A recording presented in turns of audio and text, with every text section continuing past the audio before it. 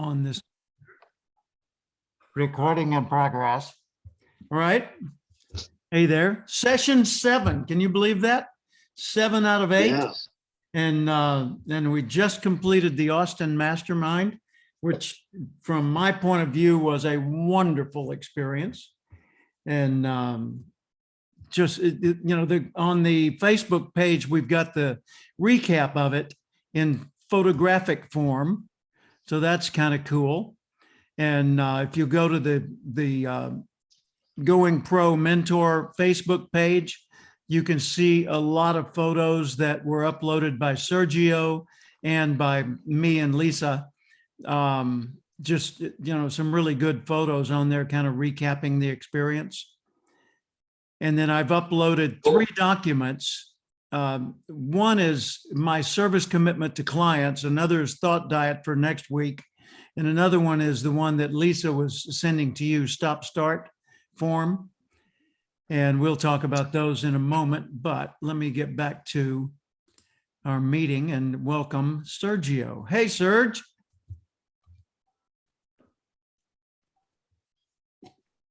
How are you, my friend? Hey, everyone. Yeah, good to see that smiling Hey, face. hey, Sergio. There you go. Hey, man. Hey, Dennis. Hi, everyone.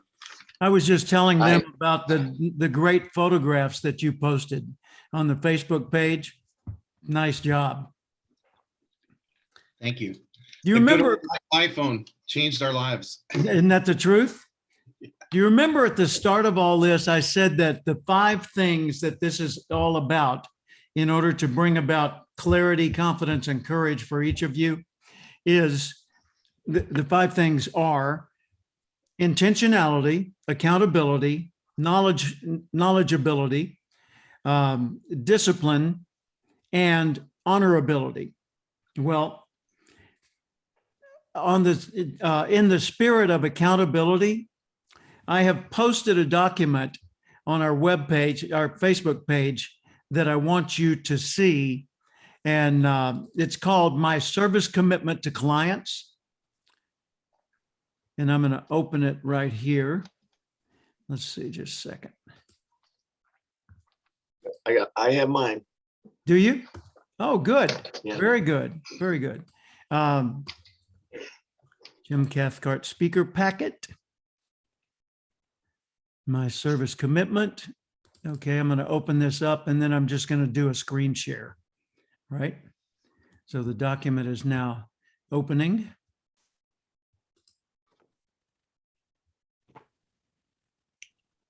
No, I take it back. Microsoft Word is opening. Open little document. Get along, little doggy.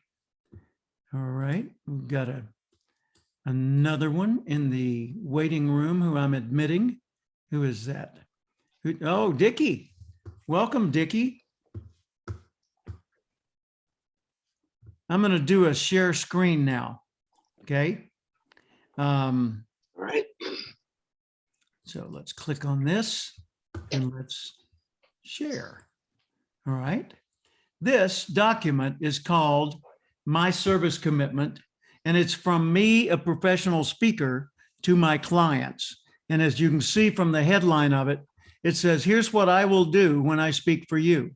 So in other words, I'm saying, look, here's what I'm willing to be held accountable for. Keep me to it. Hold my feet to the fire. Make me do this. All right. And notice how I broke it down. I said, in preparation, I will be available to discuss plans for my speech. I'll know what your organization does. In other words, I'll get it, who you are, know and be ready for what you want me to do, know the theme of your meeting, know, all that sort of thing, coordinate with other speakers or a speakers bureau if you're using one. And I'll notify you in advance of my travel itinerary. Okay. So that's kind of a big deal because so many people don't do that in speaking. Let me see if there's anybody I need to admit. Do we have anyone in the waiting room? That pops up out of my view.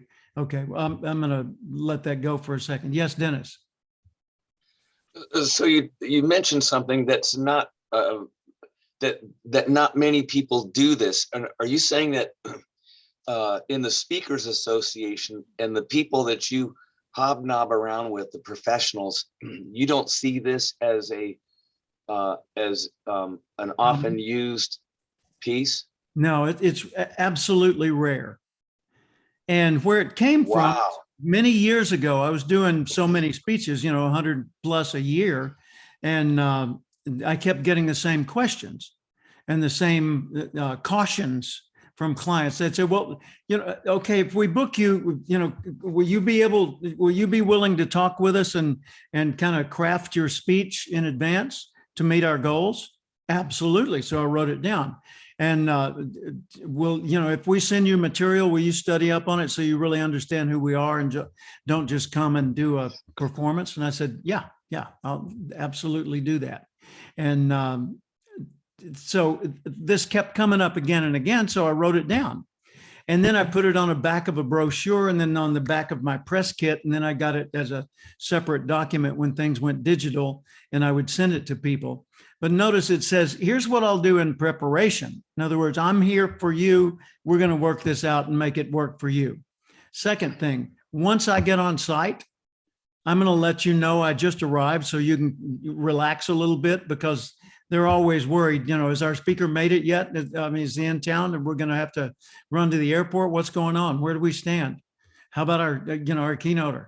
And I'm going to be accessible to you from the moment I arrive until I leave. Because a lot of speakers, it seems, a lot of celebrities anyway, tend to not be available like that. They tend to just sort of show up and wait until their moment, and then they're accessible. Well, I tell them, quick story. Las Vegas, one time I was at the Bellagio Hotel, and I got a call in my room from the client. They said, would it be okay if you came down to the convention hall and met with us? We're doing sort of a pre-conference briefing. Would you mind doing that? I said, excuse me, boss, I'm day labor. I work for you. You need me in a meeting room, I'm in the meeting room. They said, oh my gosh. No speakers ever told us that. How refreshing. So I'm just telling them, look, I'm willing to be accessible. I'm willing to be accountable to you, right? So I got to move my screen thing here so I can see what's going on, see if anybody's waiting to get into this meeting room that I have not permitted into the room yet. I don't see one standing by. All right, I'm going to go back to that form. So I said, here's what I'll do on site. And by the way, in bold, I'll tell you the truth 100% of the time. And I tell them, please look for the bold statement. And they look at that and they say, yeah.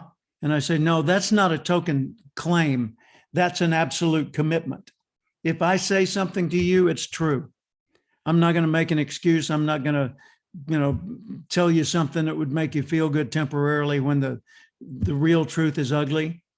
So I'm going to tell you the truth 100% of the time, and I'm not going to stay up and get drunk and party with the crowd.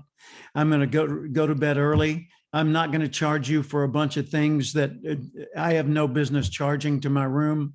I'm going to show up early. I'm going to coordinate with the others, stay out of the way until it's my turn, get to know the audience and the other speakers. I'm going to dress the way that's appropriate for the meeting, etc. And then I tell them during my talk, I'm never going to use off-color language or material. I'm not going to put down audience members or other people.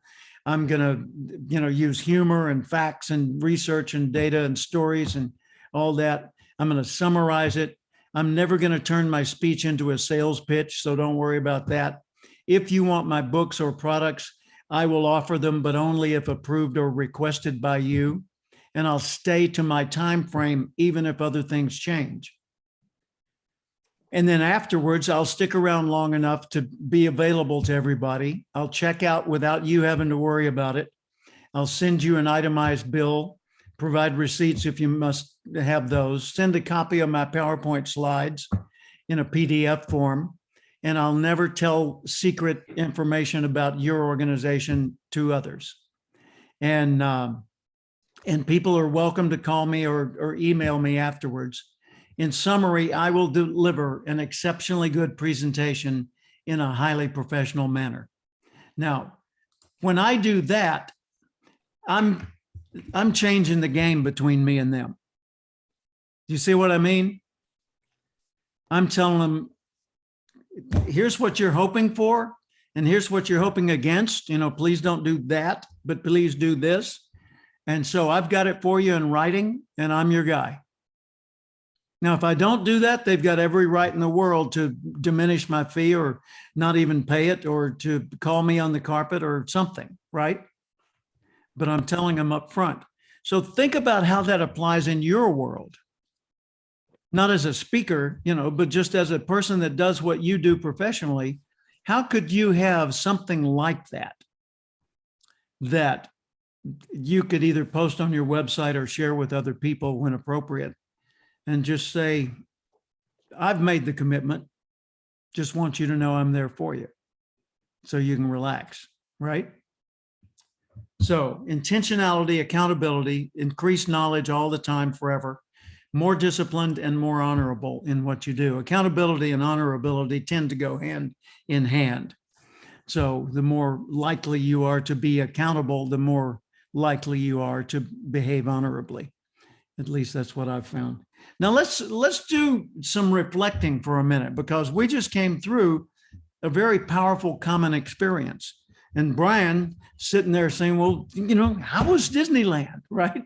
Tell me, what rides did you take? Where'd you go? What's it like? Right? Yeah, exactly. I normally don't have that fear of missing out, but I'm feeling it today. FOMO, fear of missing out. Yep. Well, let's do a little recap. Just, you know, in talking to Brian for a second. So how was the mastermind? And talk about any aspect of it: the content, the experiences, the interaction, the locations, the amazing ideas that might have come up for you, whatever. But let's just give Brian a little courtesy briefing here. At the same time, we're doing sort of a summary of our own. Who wants to go first?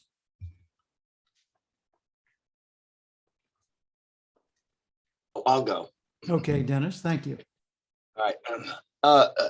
Well, the locations, they varied every day, so it was a new experience each day, which was really cool. And I was impressed with the T-Works organization that Jeff had, and so that was a good experience.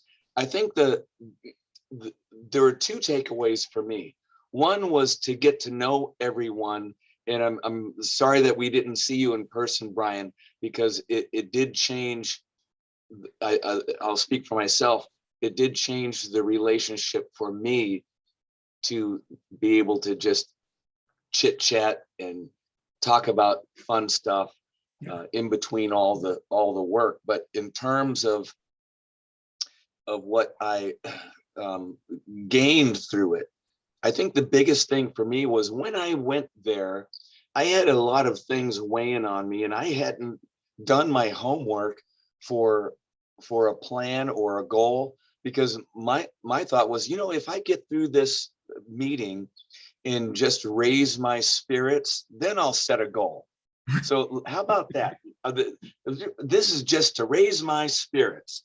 Well, that happened on the cab ride from the airport when Lisa and I shared a cab, and I immediately went to my room. I already felt it when I got to my room, and I was so excited that I went to work on my goal right then and there. So it was inspirational. It was motivating.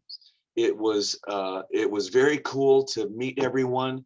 It's it's our gang now. It's a group that I hope we continue to chat with periodically, and so it was, a lot of it was internal for me, not so much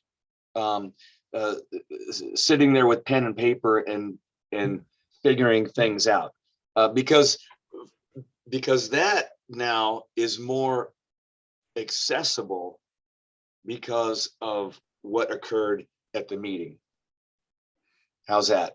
Yeah, excellent. And that changed the energy, the nature of the energy between each of us, because now it took on a new in-person physical dimension. And it made this whole experience so much more tangible. I mean, Brian knows because he was with me and the others in Nashville in November. And we did the Going Pro experience over 3 days there. And so that was, I mean, he gets it. He went on the tours with us and experienced the full immersion. Who else?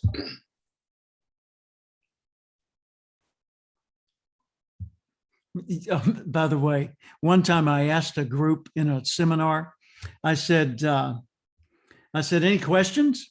And nobody raised their hand. And so I took the chair and turned it around and sat down and put my arms on the back of it. And I said, I can wait. I'm being paid even if I'm silent. So, no questions. We're going to all have a nice rest. And someone said, well, I got one, and then the ice. And so we went on with it. That's the thing. If you're a presenter and you ask for questions, if you speak too soon, you will interrupt the likelihood of a question emerging. And so give it long enough to at least sprout. Like Henry Kissinger one time was speaking in San Diego, and he said, okay, now we'll take questions. Any question? Who has the first question? No? Okay, I'll take the second question. Who has the second question?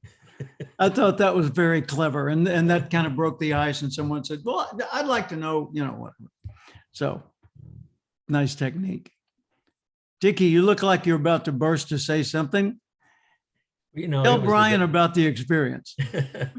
Brian, it was a delightful experience from first to last. I enjoyed immensely getting acquainted with everyone. And as Dennis mentioned, just the chit chat allows that, relationship to deepen, and, one feels more at ease to speak, etc. And as far as personally, I mentioned this several times during the experience. Usually my meetings are with other pastors and preachers, and we talk about a lot of the same things. And to a certain degree, well, I shouldn't say a certain degree, it's always profitable. Mm-hmm. But the experience of being together with each of y'all was not just profitable, it was just outright exciting. Charlotte has told me for years, that's my wife, that I needed to expand my horizon. And this is the experience that did it. So you meet with people that have the same desires, the same goals, they're in a different field, but it just increased the human experience for me, and actually really sort of mushroomed the realization, hey, everybody's going through the same thing, and so often I've noted through the years, it seems too much like, pastors, and of course, I don't know how it is in each of your fields, but you can get too narrowed on this is what we've got to do. When if you're going to reach others, you really do need to have an expanded view. So that's kind of the relationship issues. And then specifically, I was so blessed. The term clarity just came up. It in my mind was like in neon lights. It just, every time it was mentioned, it impacted me. And so I came away just with the renewed goal, for me, I've got to get focused and zero in on what life's going to be from here on out. So anyway, thank you all for the great blessing and kindness of just, including me right in the middle of it. So thanks a lot. Tremendous, tremendous. Well, you made it better. That's for sure. Sergio, give us some reflection. What stands out as you roll through that again in your head? Yeah, thank you. If I may call you Jimmy, I'd love to. And getting to know you was an absolute honor, because we see the man in the suit and the best-selling author and the incredible speaker. But it was good to get to know you and your musical tastes and your exceptional musical talent. It brought another dimension to it. For me, I found that the days seemed to go with ease. The different locations, and it wasn't intense in that way, so it made it exciting. But the other side of that is, because it was so sort of casual, at night my mind was stirring, and I was just like, what is going on? Because I've been to other immersions that are on the nose. You know exactly why you're there. Everything is this was much deeper, and I've been thinking about it ever since. And I've taken up Think and Grow Rich again, so I have that in my headphones, Cool. as often as possible throughout the day. And there's a lot of clarity, and I realized that I need to step up, and the importance of the daily ritual is something that was reinforced. Yeah, especially by John Mitchell. Right. Brian, we went to John Mitchell's home on Lake Austin, which is a phenomenal home. I think the latest valuation of that was like $9 million home. So, I mean, it's really something. And elegant and wonderful. And his wife, Ginger, is just a joy. And they had a great dinner for us and served an entire cake to each person for dessert. Right. Oh my gosh. And I took the implied goal of finishing that and actually tried to do so. And it came way too close. But it was just magical. And then, of course, I brought the guitar, and Sergio asked all the right questions. You know any Carl Perkins? How about early Elvis? I mean, he was just pushing all my buttons, and every song that I really enjoyed was on his request list. And then Paula joined me, and we did some harmonies, and then Sergio and Jeff, who's the manager of T-Works, they knew every song I knew. And so the three of us just did an ongoing series of songs late into the night, which was kind of cool. Yeah. It was wonderful. And the idea of the just to tie it up, the acorn, that inner potential, I realized how much work we need to do to unleash that.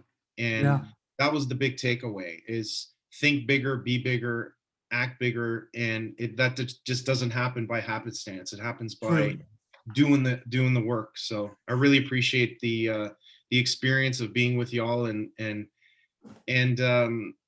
also, I have to say, being locked down for 2 years, I didn't realize how traumatic that was until I was in Austin going, wow.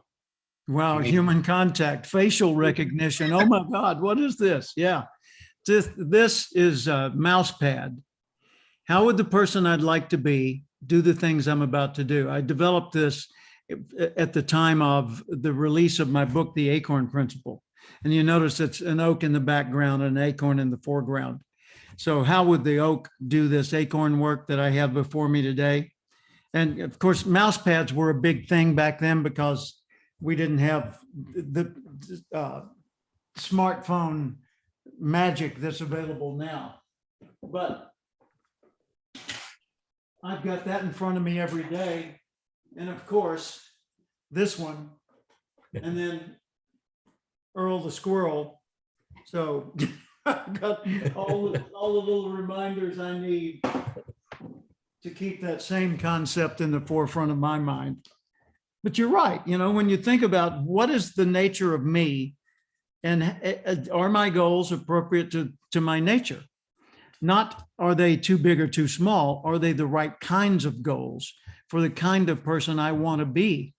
So when I started with the Future You exercise and then the reputation creation, all of that was to get you more and more clear on who are you? What do you really care about? and it comes at it from so many different contexts that it sort of forces you to look at yourself differently and to come to a pretty simple conclusion of what kind of person you want to be. And then my purpose and passion, that little card that I carry and the form I gave you for coming to that same kind of clarity. Once you get all that in line, then everything else, well, it's kind of like everything else becomes clear. Years ago, I heard a speaker, a psychologist, talking about this. And he said, I was in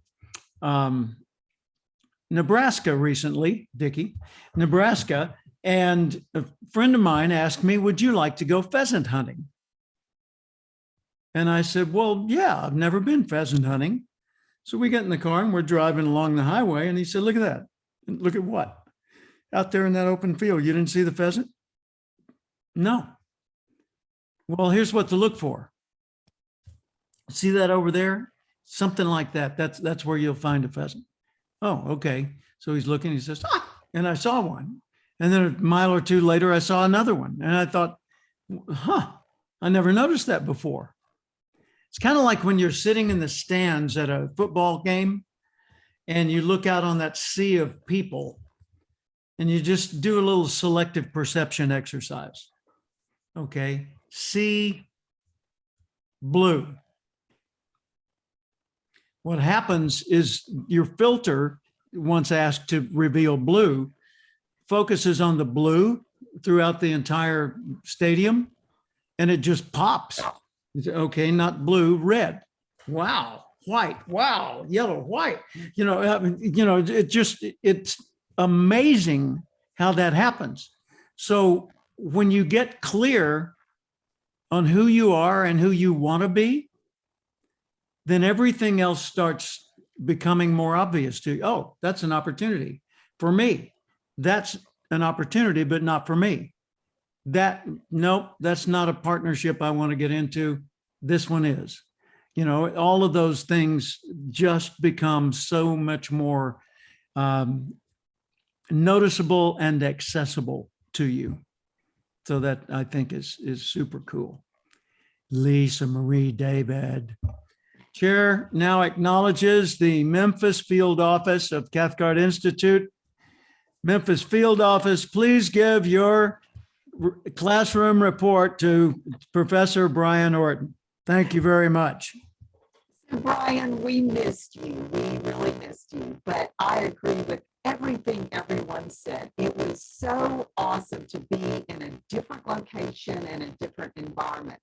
I remember just a week before, Jim had sent me the agenda, and I had said several times, let me know if I can get to the hotel early and put together anything or help you set up. And no, we don't need that. Nothing's going to be at the hotel. I was like, hang on for just a second, Lisa. We got a sound problem. Would you click your sound off and on again? Sure. Maybe jiggle your microphone. It's going like that. Just give me 1 second here. And Are you using the sound in the computer itself? yes, I am. Okay, just jiggle it or something. Yes, the microphone is for my other computer. This is my laptop. Is this any better? Not really. It's coming through with a buzz in it. Let me clear off some of this. A buzz in it. Wow. Okay, testing 1, 2, 3. Still there. Oh, wow. Sorry. Don't know what to advise you to do. Let me go back just 1 second, and if we can't get it fixed within the, okay, microphone, same as system, speaker, same as system.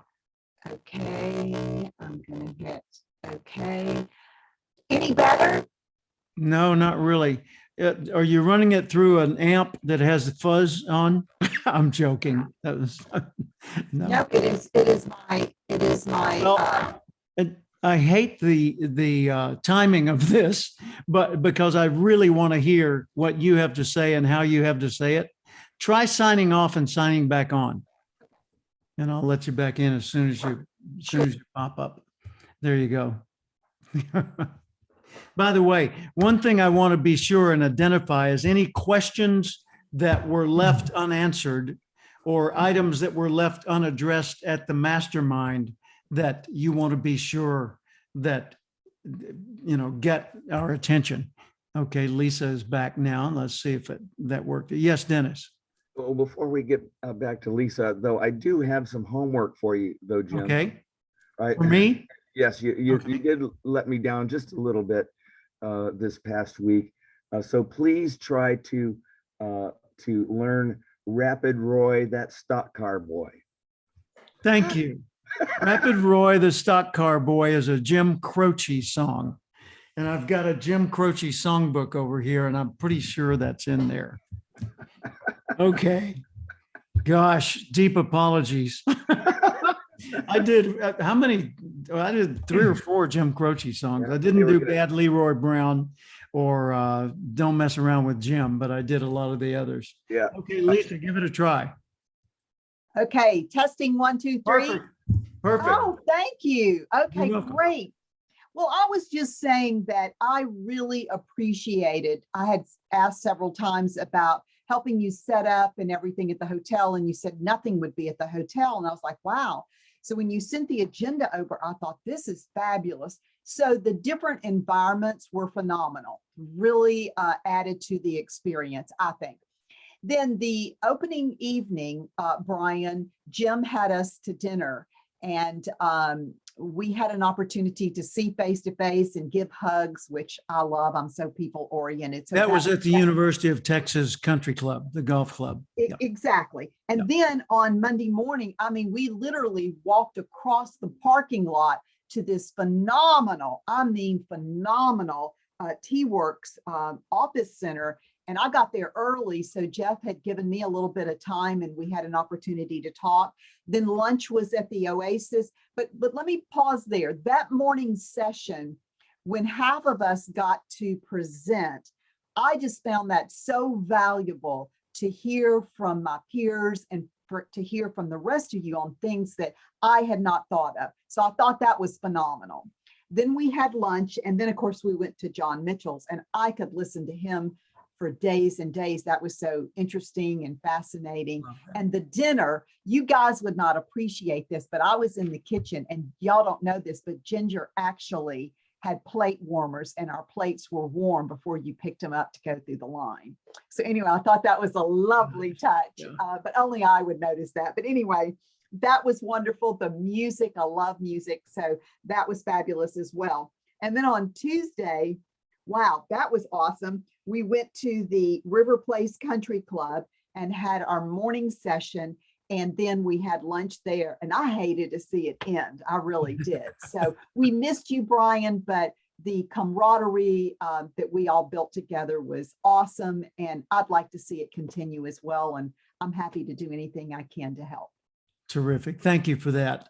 And the beauty of the River Place Country Club venue was we had that, big panorama view through the windows throughout the whole meeting. And that just made it absolutely delightful. So my goals were pretty much all achieved during that meeting, my goals for the meeting itself. I wanted to keep it lively by the change of venue, keep it upscale and give you a taste of being treated really well. I wanted to keep it practical and focused on what you were interested in and what you were working on. And I wanted to keep it inspiring at the same time. And so, we were focused on big ideas and deep things that deeply mattered. And I also wanted to make sure each of you felt appreciated and valued while you were participating in that. So I hope that came across and was achieved. Today, I have a form for you that Lisa sent out that's called Stop, Start, Increase, Decrease. And that's a pretty obvious process to go through. You look at the things you do and say, what should I stop and what should I start and what do I need more of and less of? So that's easy. But the concept and the reason for giving you that form is stimulated by a colleague of mine from many years ago, Dr. John Lee out of New York. And Dr. Lee came up with a model. He was a time and motion study guy, and he would go into organizations. This was back in the 70s when that was popular. He'd go into an organization and observe people for an extended period of time doing whatever their job functions were. And then he would say, you know, it seems like 15 times a day somebody's going down there to get something. Why don't you move the things down there up to here so that you eliminate all that wasted time in traffic? And then he would refine other processes. So time and motion studies, they call that. Well, John became a highly knowledgeable, I guess you'd call it a thought leader today, person in the field of time management. And when he'd give a speech, he always talked about the 4 Ds of time management: drop, delay, delegate, do. And I've thought about that again and again over the years and applied it in lots of situations, and it's absolutely brilliant. It is simple, but isn't everything brilliant always kind of simple, right? He says, look at your workload. You know, check the piles on your desk or however you tend to accumulate things. Look at your entire workload, or if it's not a workload, look at your life, look around you, look at all the papers that accumulate, the things like that. And just say, okay, out of all this, which items, if they never got done, never got read, never got addressed, ever, it wouldn't matter at all? And the answer is often, wow, several of them, I never stopped to realize that. Gee, look at the energy I'm wasting, you know, dealing with all these things, moving the stack to another location because I haven't worked on it yet, you know. So if you just drop the things that don't bring you satisfaction or produce a profit or progress, then that lightens your load in itself right there. Just unsubscribe to the magazines you have to make yourself read, and just get in the habit of thinking first before you pick something up. Should I ever deal with this? Is this really worth my time? And so if there's something on your desk, you know, look at it, say, okay, what is this? Does this matter to me? Well, if the answer is no, does it matter to someone I care about? If the answer is not much, then maybe that's one you can just toss. Maybe that's a drop item. So first pass over all of your work is, what can I just drop? Look at your to-do list, look at your daily calendar, whatever. What could I just drop? Which are the calls I don't need to return? Because if it's someone you don't know and they're calling you, and it's pretty obvious this isn't going to produce revenue for you or go someplace useful, then maybe that's one just not to mess with. Treat it like spam. And spam, by the way, is a great example of drop. If your computer is set to isolate the spam so that you review it before you delete it, then that's the drop activity. Second, of the things remaining, which are ultimately going to have to be dealt with, which ones don't have to be dealt with right now? So this is delay. Which ones don't have to be dealt with right now? Now, there's 2 ways to look at delay. One is as a procrastinator, and the other is as a planner. A procrastinator will just delay things into a pile until they become so oppressive that you have to stop everything else in your life and deal with them, right? So that's slavery. And so delay should always be time specific. If I'm delaying this, the question is till when? Well, later. No, that's the same as I'd rather not answer. Not today. Yeah, I know that point's clear. When?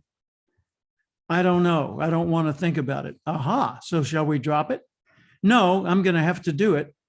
Okay. then till when? You know, if it's serious enough to deal with someday, let's identify when someday is, and let's delay it until Tuesday, or delay it until after Christmas, or delay it until our grandparents pass away, or whatever, you know, delay it until something, delay it until the sun comes out.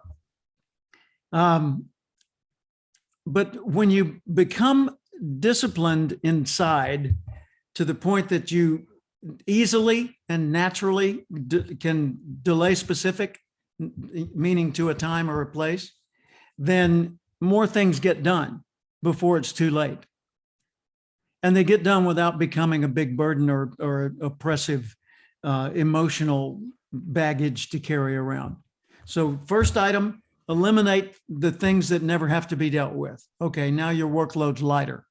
Second, delay the items that really don't need to be dealt with today or right now. Okay, your workload just got lighter again. Third D, delegate. What could be done by somebody else? What do you mean? Well, is this for me, or does my accountant or bookkeeper or somebody need to do that? Oh, well, yeah, I can just do a little Post-it note routing it over to, you know, Brenda, and she handles the bookkeeping.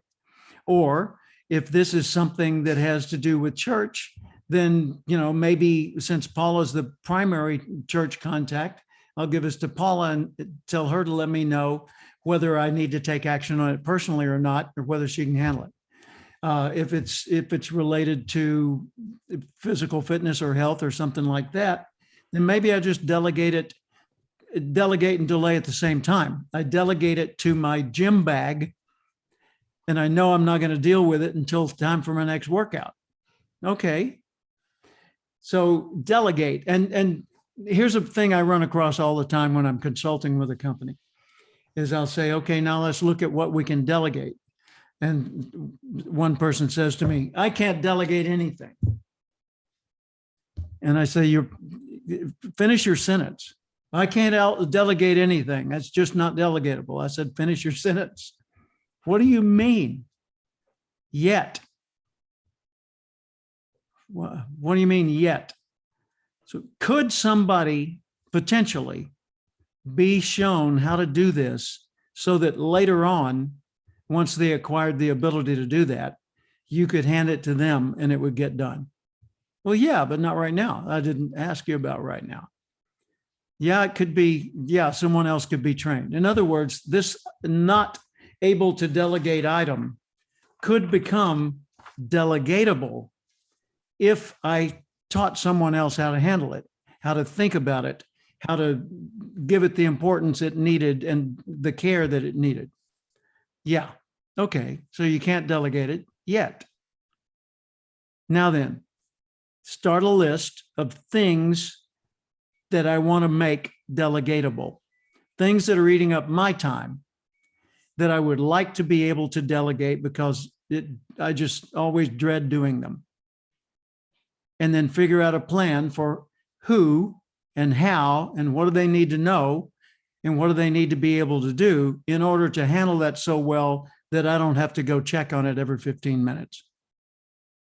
Because if you can't delegate without double checking, triple checking and all that, then it's not really delegation. It's just, let's do this together. You do the hand work, I'll do the mind work. So it takes both of our time. So I need it. My staff used to hate this. And when I had a full-time staff in La Jolla, they would come to me with something and I would say, okay, I need you to learn to handle this. Now, let me tell you how to think about it. Well, no, just show me what to do. No, because then I'll have to come show you what to do again. And if the circumstances change, I'll have to show you something different to do. So first, let's talk about how do you think about it? And the example that I think I've shared with you before was Susie, who said, where do you want this filed? Didn't I tell you that story? Mm-hmm. Yeah. And so I said, what is it? And she told me, and I told her where to file it. And then she came with another item. And of course I told her, stop, I don't want this job. What job? Filing assistant to you. And she said, well, what do you mean? And I said, Susie, every time you come to ask me where to put it, that means I have to do the work too. And I've got other things to do. So here's how to think about it. Oh, I don't want, nope. I'm not going to let this alone and tell you where to file it because you'll just be back. I'm going to tell you how to think about it so you know how to file. And then we went down to the, like Sergio, I keep using that example of go down to the solid bedrock. I went to the solid bedrock and I said, what's the purpose of filing? She said, storage. I said, no, if you store it and we can't find it, you hid it. You didn't file it, you hid it. So purpose of filing is retrieval. So that's the point of make things delegatable. You know, you could say, well, what if this person just doesn't have the skills to do such and such? Well, question is, can they acquire the skills? And how can you help them, nurture them into that new level of skill so that they could do it? Like artist relations, Sergio, thinking of, you know, dealing with some pretty big egos and some pretty serious implications if somebody pisses off your main star, right? Or hurts the feelings of somebody that's got a key performance coming up. That wouldn't be a good day. No. So you could say, okay, Jim, you're in charge of artist relations today. Make sure everybody's comfortable and ready to do their job well. Okay. But if Jim doesn't have the savvy to do that, then you got to worry. Was that a problem? What, you know, did I hear someone come? No. Oh, okay. You know, you can't concentrate because you're worried about what Jim's going to do. Right. So you got to get Jim in the right mindset. Otherwise you can't delegate to him. So delegatability is a pretty cool load lightener. If you think that way and you look at all the people in your inner circle and the immediate outer circle from that, and just ask, okay, of these people that I really trust, who could be made more capable to lighten my load so that I can focus on the things that move the needle, as John Mitchell says, move the needle the most. So you've gone through drop, delay, and delegate. Now your workload just went from this down to this, something manageable. So you look at, okay, what's urgent and important? You know, like stop the bleeding. That's kind of urgent and important. It's not either or. So what's urgent and important? Then second, what's important but not urgent yet, which could be delayed, by the way. And what's urgent but not important. In other words, it must be done now if it's going to be done at all, but it doesn't really matter a lot if it is. So maybe that's one of those items you drop, or another item you delegate. And then what is not urgent nor important, and those are the drop items. So you look at those in that context, and you've got your final shorter to-do list, and you do it by priority. It's kind of like what one thing, you know, remember our exercise, what one thing, if you did it regularly and focused on it for the next 5 years, could transform your world. Well, that's what that's about. Is when it comes down to do the thing that matters the most. Sergio. Jimmy, I have a question. No, not Jimmy. Jimmy's my son, and it's also the person I used to be. So Jim is good. Jim is good. You can call me JC. You can call me your holiness, master, Lao Tzu, teacher. Jim is good. But thank you for the endearment. Yeah, absolutely.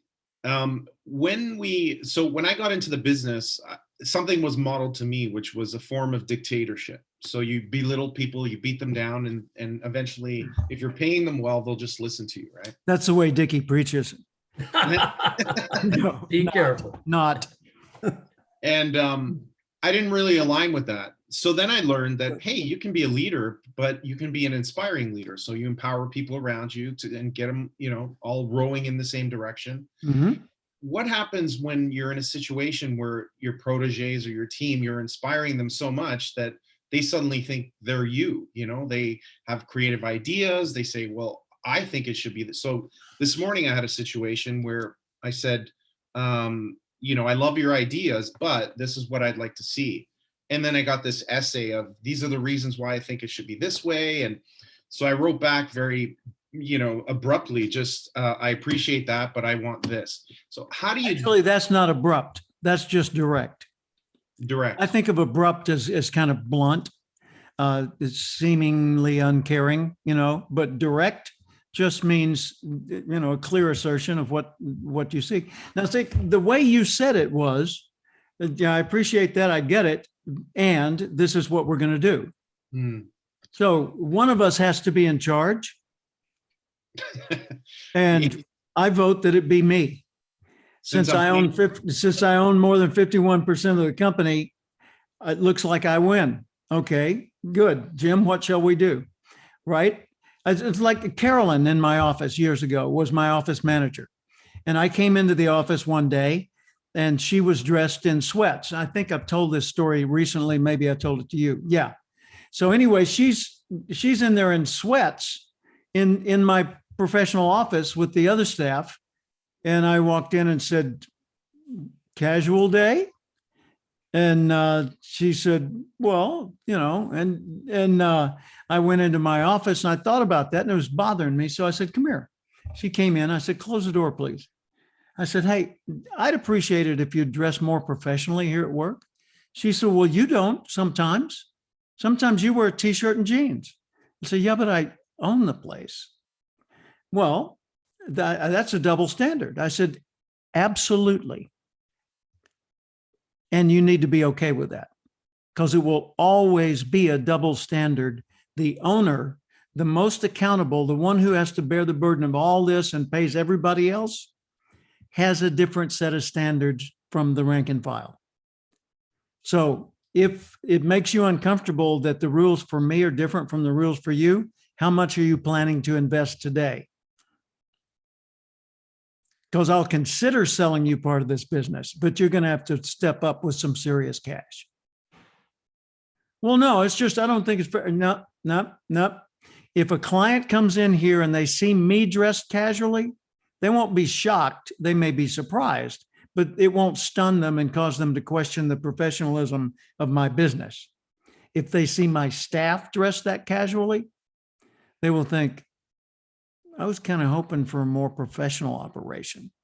I'm a little worried if they're that lax about the way they dress for work, how lax are they about dotting the T's and crossing, dotting the I's and crossing the T's and paying their bills on time and doing what's ethical.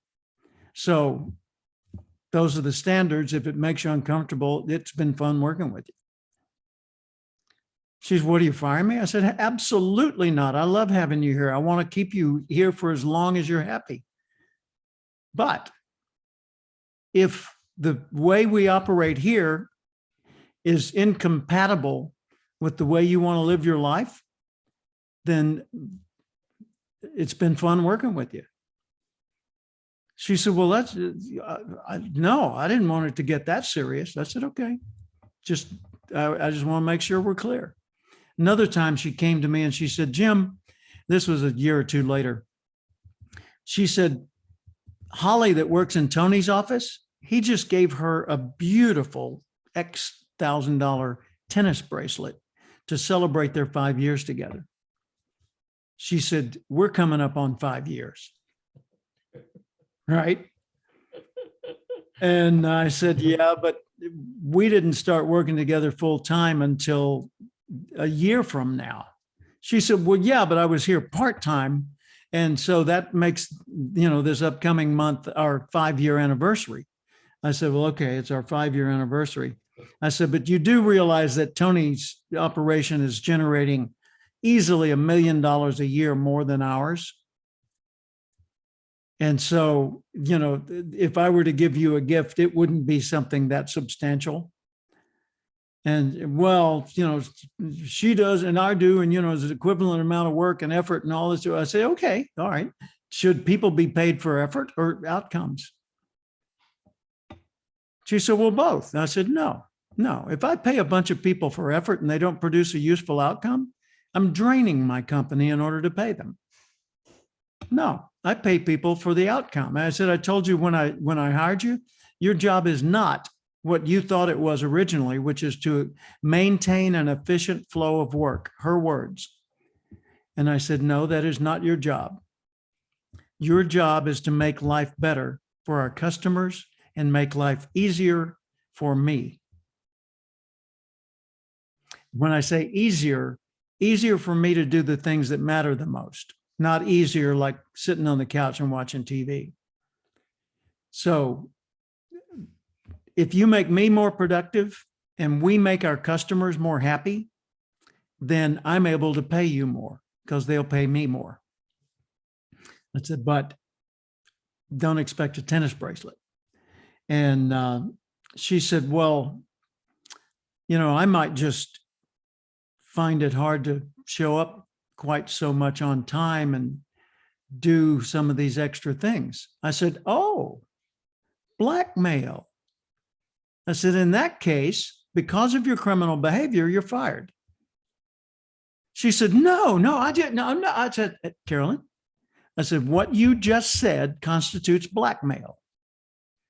That's saying I will withhold my efforts in protest because you're not giving me a tennis bracelet or something like it. So if that's the way you want to think, you're welcome to think that somewhere other than here. But we're done permanently.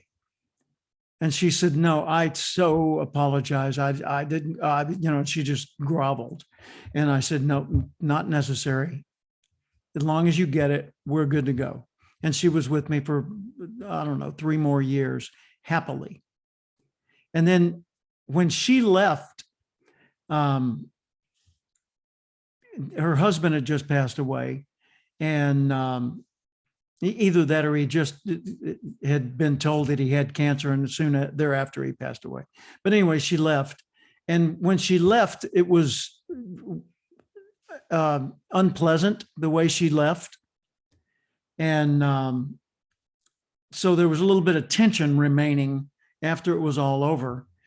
And she came back to me about a year later and she said, could I have a private chat with you? And I said, sure, welcome back. So she came in and we closed the door. She sat down and she said, I really don't like the way I left. I apologize. And she said, I've had many opportunities to reflect on my 5 or 6 years with you.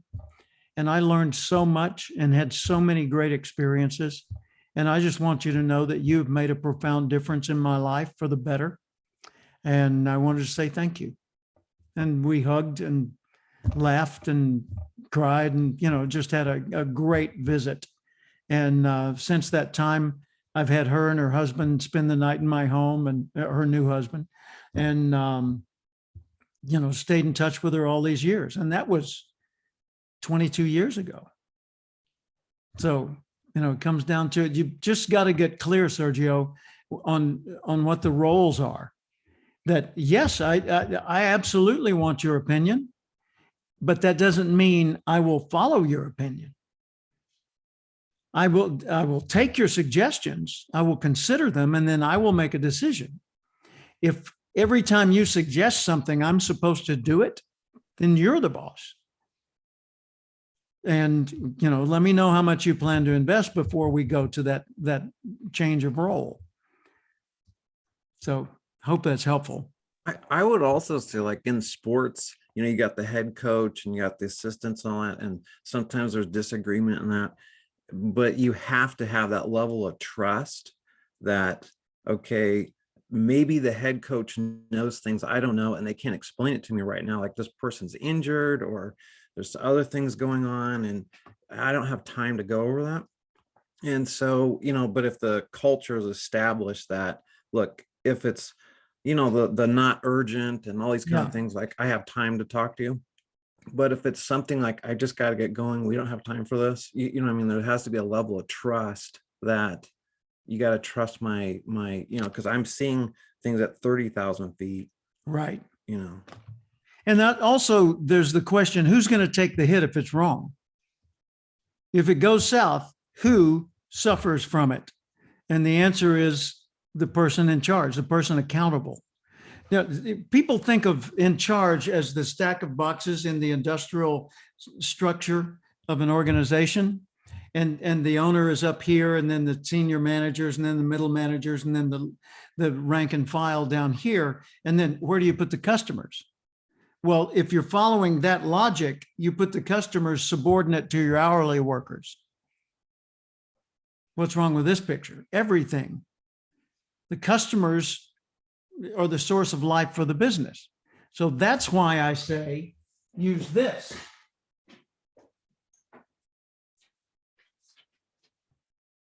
The business is a living system,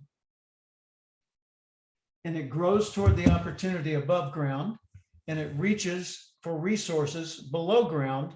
And if you take the leaves off, it looks the same on both ends.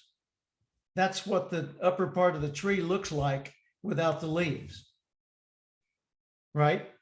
So the tree is reaching for resources. In other words, that's its source of strength, because without those resources, it can't withstand the elements and it can't grow. And it's reaching toward opportunity above ground. So that's the growth system, strength system down, growth system up. And the growth system is reaching toward sunlight and rain and nutrients, the opportunities out there. And it's going through cycles that are predictable, by the way. You can't time them exactly, but you know they're coming, and you know approximately when they're coming. Same thing's true in business. There are cycles, predictable cycles, and it bears fruit, and it sheds its unproductive parts and grows brand new parts where it's needed, where the opportunity is greatest. And the new parts it's growing are the most vulnerable. So think of that in terms of people, that all of these things matter. And where do you put the customer in this? Up here. The source of growth, the thing that the organization serves is the customer. Okay, so who gets to call the shots in this? The one who owns the DNA. The one who came up with this in the first place, or takes the hit if it goes the wrong direction.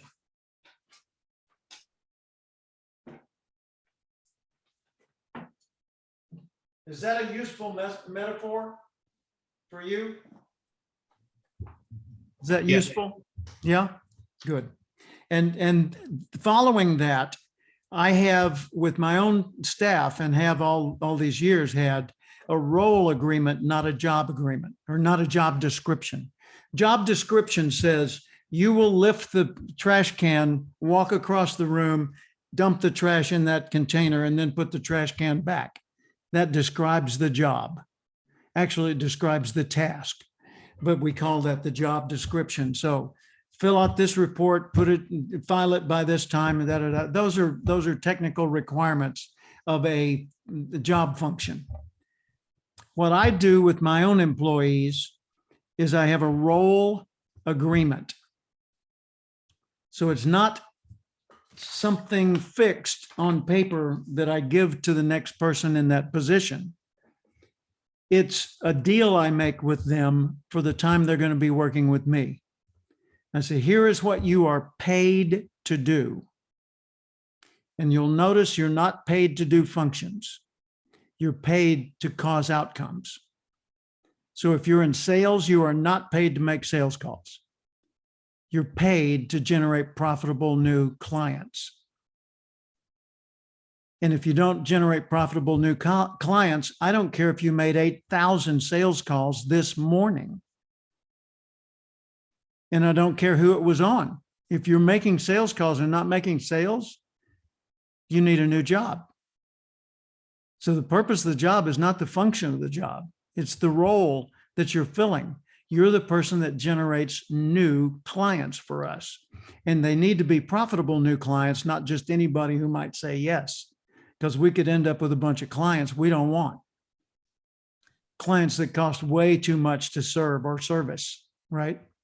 It's like, Dickie, you could take that and apply it to the church and say, okay, who should we serve? Well, who needs us most? The poorest of the poor. Okay, now you've got Mother Teresa's ministry. Is that what you had in mind? Well, it's the right thing. It's a nice thing to do. I mean, well, sure, you could make a biblical case for that all day long. and a compassionate case for it. And there's lots of ways to rationalize that that's what the job ought to be. But that's not the deal you got into, right? Right. That's a different thing altogether. And it requires different uniform, different location, and different resources. Yes, Lisa. I just want to make a comment before I forget, because it was such a gem. And I think I've read so much. I think it was on the CD that you gave me, Jim, about relationships. Dickie, did you know that you are in the fire prevention business, trying to keep people out of? Was that? That's right. Was that yes. Yeah, it was. It was a guy in Chicago in 1974 in Yes. a seminar with me. Seminar was being led by a guy out of Dallas named Rex Houze, Houze. And he was a teacher for the JCs, who was also involved with Success Motivation Institute. And he was asking us, what are you paid to do? And we went around the room and told what our job was. And he says, what are you paid to do, Dickie? And Dickie, the guy that I'm calling Dickie, said, I'm in the fire prevention business. He said, fire prevention? He said, yeah. Well, what do you sell, like equipment or insulation or no? He said, I'm a preacher. Oh, that kind of fire prevention. Yeah, I keep people out of the eternal flames. Good. I thought that was clever. So everyone on my staff, I told them, here's what you're paid to do, and these are the areas you're responsible for. So this was a 3-part agreement. So the first is the role, paid to do. Second is, these are the areas you're responsible for.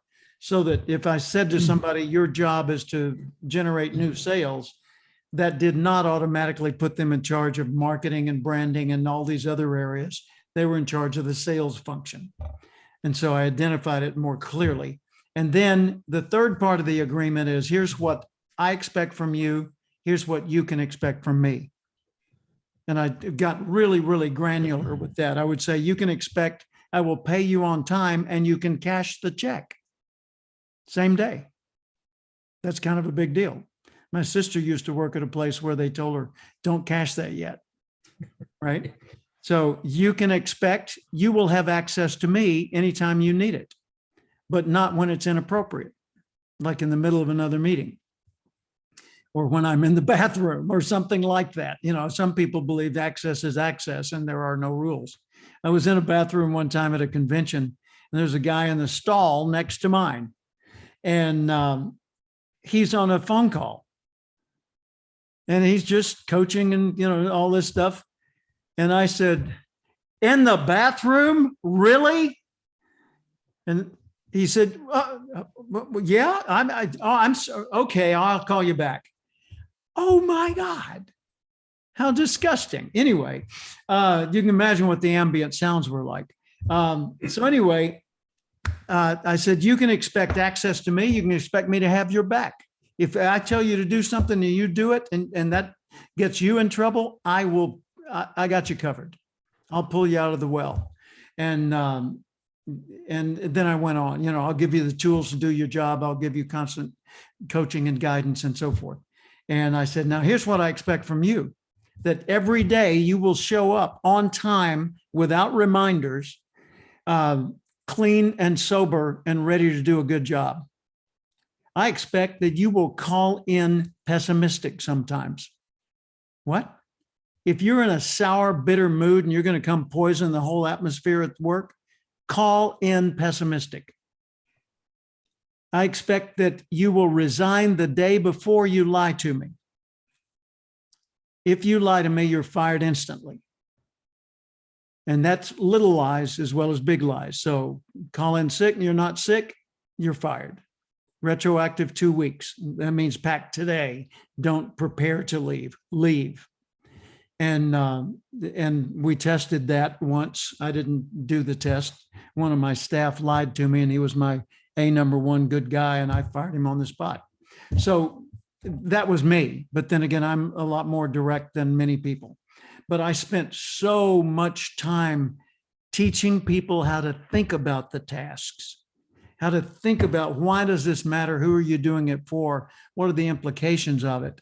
so that after spending all that time teaching them how to think about it, I could let go with a clear mind instead of letting go and constantly worrying. Because there's level of delegation. There's, okay, Sergio, do this, but only do this first step and then check back with me. That means I don't trust Sergio at all. He could kill us, every one of us. So I'm going to have him do a piece of this, but then I'm going to get to him before it's step number 2. Then there's the do this and immediately let me know how it went after it's over. And then there's the next level, which would be do this and at the next regular reporting time, let me know how it went. And then there's the Sergio, handle that, will you? And I don't even think about it. And I know that it'll be done well. So you got different degrees of delegation that are possible there. So I hope that's a useful structure. I think it goes back to your slide. That's one of my favorite slides. When there's a high level of trust, there's a low level of tension. When Yeah, there's and a you high can't level- manage trust, but Yeah. you can manage tension. Yep. How do you manage tension? You remove the things that cause interpersonal tension. So there's task tension, like I've got a log on my foot and the tension is about the log and my foot. So if I move the log away from my foot, that goes away. I may have an injury, but the log foot tension is gone completely. Task tension is resolved by completing the task. Relationship tension is different. That's where you're worried about whether you can really trust me, or you're ticked that I said something that offended you or whatever, but there's something going on between us that is causing ongoing tension. And until that relationship tension is relieved, trust can't grow. There's no sunlight for it.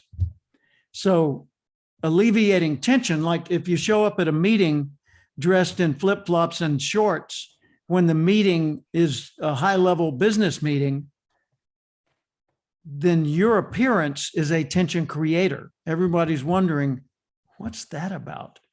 That just doesn't really seem appropriate. So it could be the language you're using, like dropping profanity in a context where that's really out of line. Or when it's not compatible with your role. Like Dickie doesn't get the privilege of using an occasional blue word like the rest of us could, because if he uses it, people say, preacher said the D word. Right. D word? What, deception? No, the other one, the scary, condemned into Hades forever word. No. Tiki Halguak said that? Put it on the web. All of a sudden his whole career is stained just because of the choice of one word. Dang. Oops, that's another D word. So see what I mean? I mean, just those are things that are tension creators. And if you're conscious of those, this is a lot like self-awareness. The more aware you are of yourself, your own behavior, your surroundings, and so forth, the more you can make better choices. Well, same thing's true here. Reduce the tension, trust will grow, or can grow, not necessarily will grow, because it's like a friend said, trust is the fruit. The relationship is the plant. You can nurture a plant, you can give it nutrients, you can talk to it, you can give it sunlight, but you cannot make it bear fruit. It will bear fruit whenever it sees fit. So trust is the fruit. You cannot force someone to trust. You can only make it appealing for them to trust and not dangerous by removing the threats to trust or inhibitors to trust. So there you go. All right, I'm going to eliminate my document here, service commitment, because I made the point that I was making with that. I'm going to do, pardon me, another screen share. And I want to go to our Facebook page. Can you see my screen yet? Yes. Okay. So here we are on the Going Pro Mentor Program. And by the way, right here, about, discussion, featured, rooms, topics, members, more. When you click on more, it's events, media, files. And that takes you to all these files that I've uploaded, the inner circle, a photograph of another form, of actual Word document of it, who's glad they know you, and on down the list. And even some of these are from the previous Going Pro. So there's some cool stuff in here. And all of these things that I've shown you in the last little while were uploaded as part of that. So we go back to this homepage of this. And I'll scroll down to, we've got the service commitment, followed by the thought diet, which is what we'll talk about next week, which Sergio gets into the daily rituals that you've talked about so often. The thought diet kind of complements what John Mitchell was talking with us about. It gives us a format. And this is one that I used back in the early 1970s that helped me transform my world profoundly. And then we've got the stop start form. You see that? And then we've got from Sergio Navarrete, a picture of Amber hanging there from her trapeze at the Oasis on a cloudy, rainy day. And then a picture of Amber. That's my actual granddaughter right there. The flyer. Let me make this go smaller there. And then we've got this recap that Sergio uploaded his, so we can look at all these various pictures. Brian, this is at John Mitchell's home. See the lake behind us out here to the left of my shoulder? I can't hear your voice. You're muted. Oh. Yeah, I see. Yeah. It. I see. Okay. And so we did that. And then this sits on the table in John's house. My dream come true. Look at that. Well, I guess, because this is his boathouse and this is his dock where we were going to meet, but the weather wouldn't allow it. And then we went to the Oasis gift shop and we were looking at all these tiles of places in Austin. And there's where we sat. That's Paula. And I brought to the meeting a binder that's up on the shelf there that has all of my original goal setting notes from back in the 70s. Then there's Paula and me. And this is a cool view. Sergio, nice job on that. He stood on the other side of an aquarium and took a picture of the living room and the lake through the aquarium. See the artificial jellyfish hanging there? Very cool, Serge. Nice job. And Thank then you. this.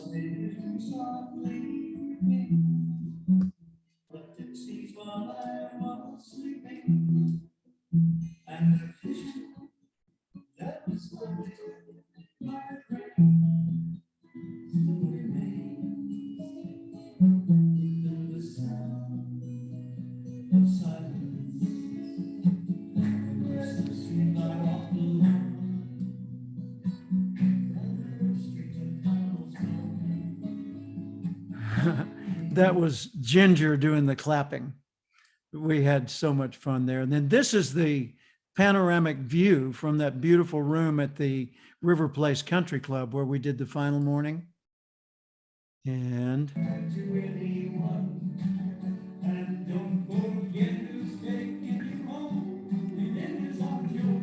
there's Jeff.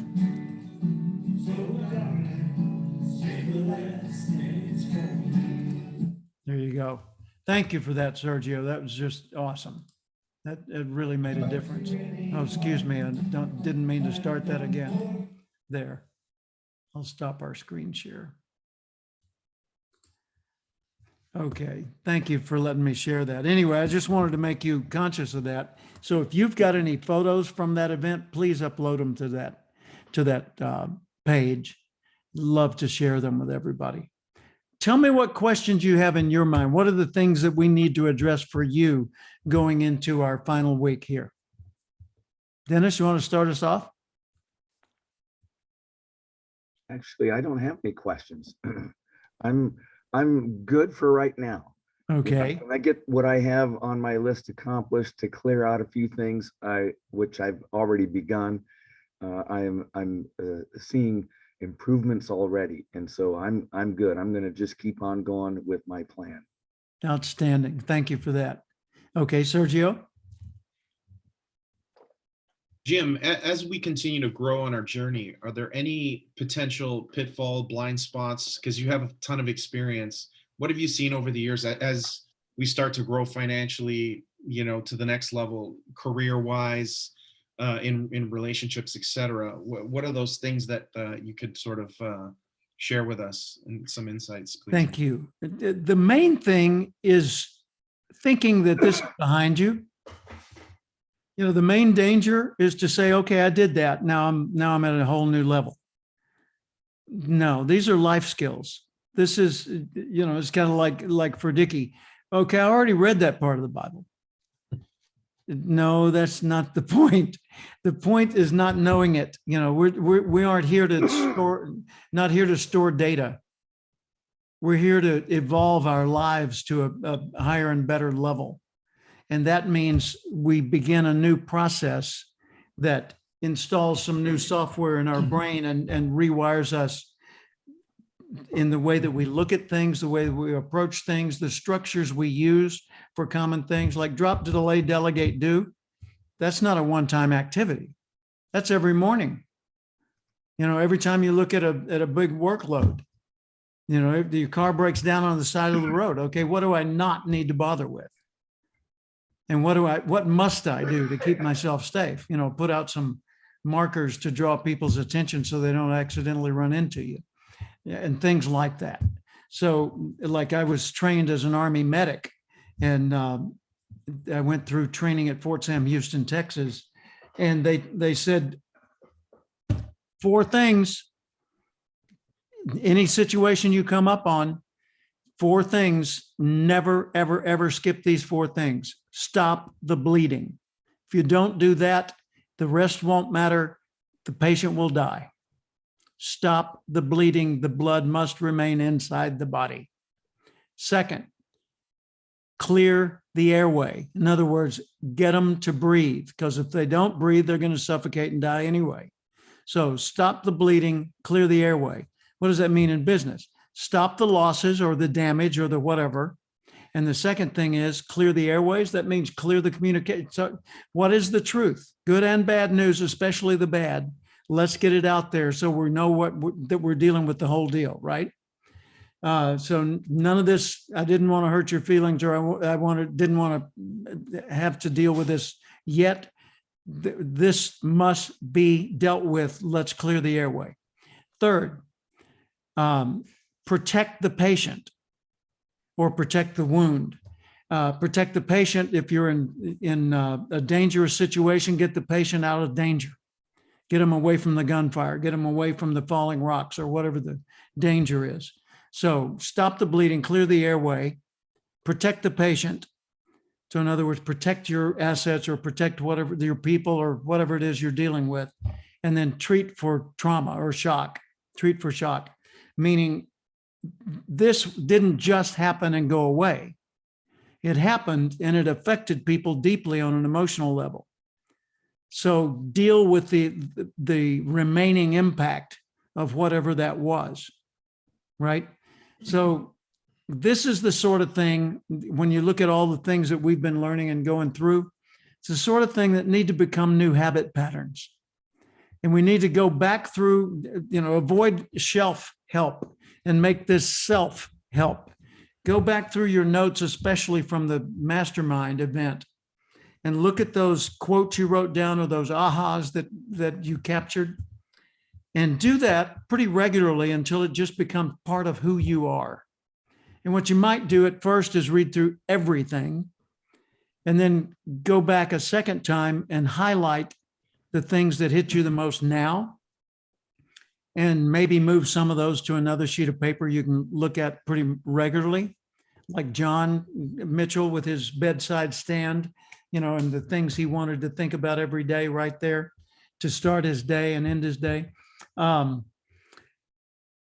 Another thing is go back through the notes repeatedly and highlight again, maybe with a different highlight color, maybe get a handful of these little guys and highlight a different color on pass number 2, different color on pass number 3. And what you'll find is you end up highlighting different things because different ideas have different meanings to you at varying moments in your life or your experience or your stages of growth.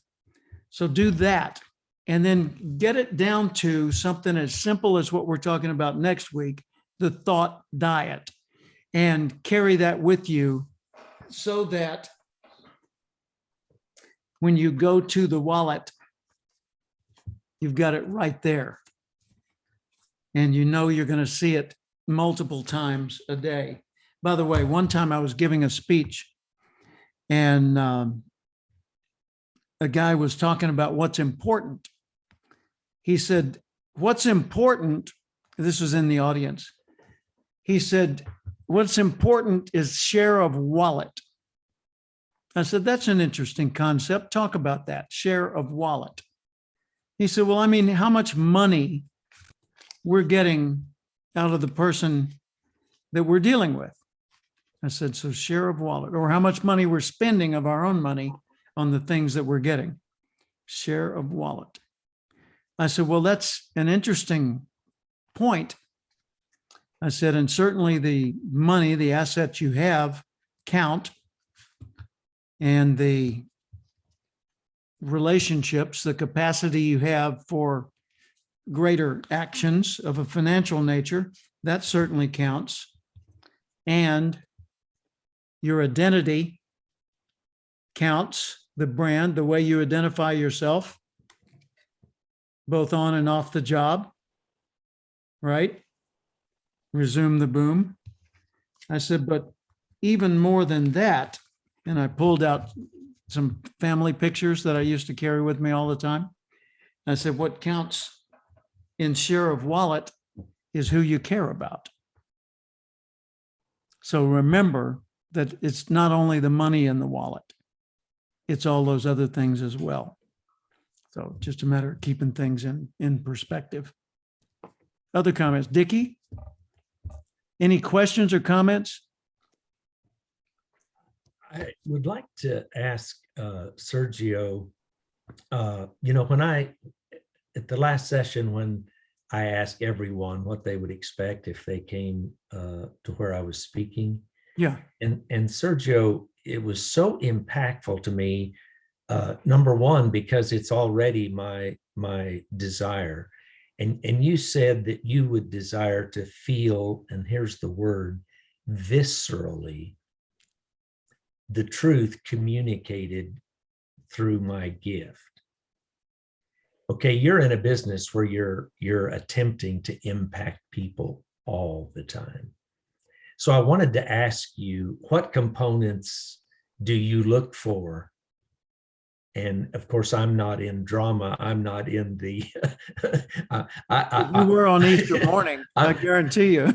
What's that? You were on Easter morning. That sermon was dramatic. Okay, but do you have any insights that you would pass on to me?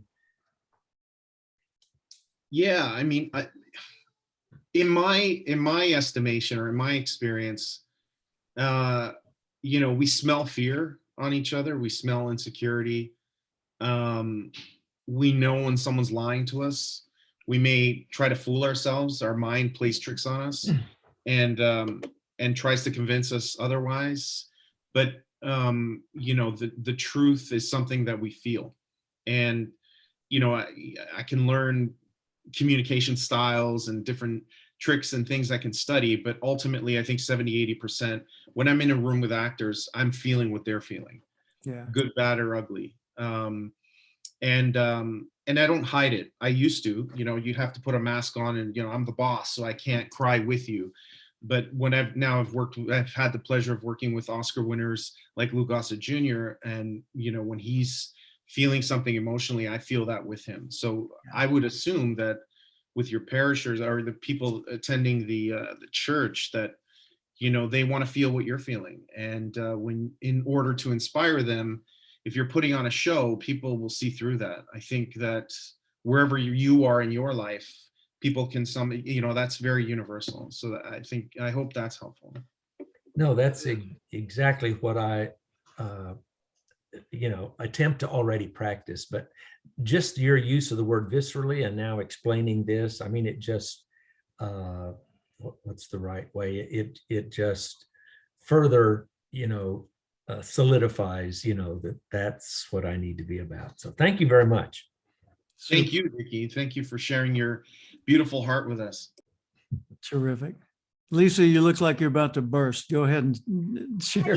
I just want to say I love the interaction. I think it was Dennis that said, this is our tribe now. Yeah. So I love that Dickie reached out to Sergio. I know I reached out to Sergio about voiceover, and I was so excited. I printed out the email and read every sentence and every line. So I appreciate that everybody is so open and honest and sharing. That's what really makes this so authentic, I think. Very cool. Brian, any wrap up observations? I know obviously you weren't there, but you've seen this sort of a recap, and you've heard from me as well. Any thoughts to share with us or observations? Well, I have more of a question, because you originally said what was a Good. question, and I would just, you and everyone else, is any takeaways you got from John Mitchell? Because I really was curious, like what he said. Was there like something that really sticks with you, or that's what I'm curious about. He was talking about his 12-minute a day routine and what needed to be in that 12 minutes and why it needed to happen. And I'll let Dennis respond to that. Well, one of the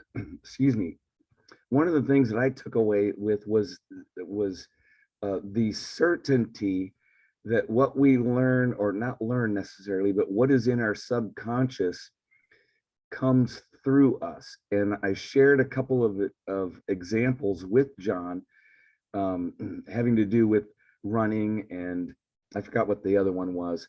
But where after about 2.5 weeks, something that I dreaded doing, I looked forward to. So what he was saying, I know with certainty is right.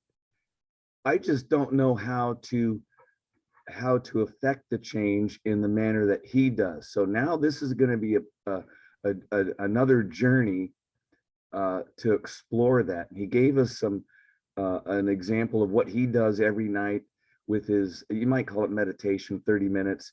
And I think he is spot on with the fact that 95% of what we do during the day is through our subconscious. We walk through the front door, we get our coffee, we do all these things. We don't even think about it. It's just something that's an everyday habit. And if we were able to change that subconscious to focus on other activities, we would be doing great things by autopilot. Yeah, very good. Well said. By the way, last night, John and I went to the University of Texas Golf Club, and there was a special lecture by the coach of the University of Texas football team, Sark, S-A-R-K, Coach Steve Sarkisian, a delightful guy. Had a chance to chat with him. John knows him. He's been over to John's house and multiple times. Anyway, one of the things he shared about how he got his team together, and I think we can all use this in some ways, is he said at the first of the season, like in winter training, he said, I have the team all vote on who they feel is the most accountable among them. And we said, what do you mean account? He said, the one who's got your back, who's there for you, who's willing to not only do their work, but help you do your work. And you can rely on them. They're dependable, accountable, they're committed. And so once they've done that, I identify like the top 5 most accountable, and those become the team captains. And so I call them all forward, and then we have a draft. And I tell them, you're going to draft one at a time. And today's a very appropriate day to be doing that when the NFL draft is going on in Vegas. Anyway, he says, you're going to draft the other team members, not based on skill, not based on personality, not based on any factor except one, accountability to the team. That's the only criterion you're permitted to use. Choose your team. And they choose the team. And then he gives them a metric. And the metric, and now imagine how it feels to the one that's been sort of a lone wolf that's last to be picked. You know, I've been in that position before to be last picked, so I know what that feels like.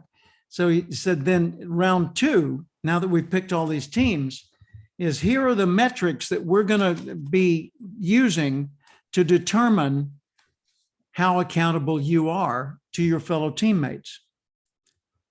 And so we're going to go ahead and do our practice. And this is what we're going to be observing. And you're going to be ranked on a 0 to 10 scale. And all of those who rank 9 or 10 will get the burnt orange University of Texas football jersey. And those who rank 8, not 7 or 8, 8 will get this gray Texas football jersey. And those who rank 7 and below get this white t-shirt. So when we go to practice, the whole world knows. And he said, we didn't have to say anything more. We didn't have to, as coaching team, go in there and give them a lot of feedback beyond that. They knew. And the last thing they wanted to do was go 2 days with a white t-shirt. So they were immediately and urgently motivated to go gray and burnt orange. And I thought that was just a brilliant thing, brilliant tactic. And one last thought, and then we'll conclude. I asked a question. I said, Coach, something I admire about what you've been sharing with us tonight is your commitment to helping them become better people. And that goes way beyond football. And you talked about that 2 or 3 different times. I said, how do you sell that idea to them when the only thing in their focus is football? He said, thank you for that question. Oh, by the way, I quoted Robert Portman, who was an architect who built the Renaissance Plaza in downtown Detroit and the Peachtree Plaza Tower in Atlanta and a few other notable buildings. Someone said, what's your proudest accomplishment? He said, the people I've built. I like that. So anyway, I told him about that. And he said, I tell the players, you got 3 circles.